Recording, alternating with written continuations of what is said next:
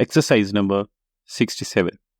Dear sir, comma, I am surprised to hear of Mr. Hugh Hammer's opposition to the highly reasonable views taken by Professor Hawkins on the syllabus in history. Full stop.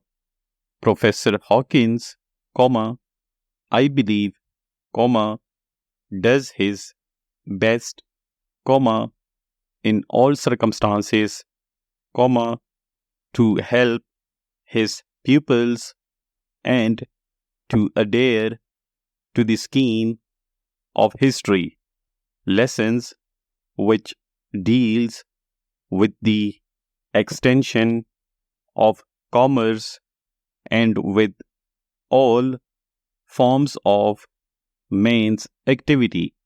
Full stop. He is heedful of every circumstance which may affect the coherence of history and the historic belief expressed in the phrase commerce follows the flag. Full stop. There can be no misapprehension of his meaning, comma, and none but a blockhead would be likely to misapprehend him. Full stop.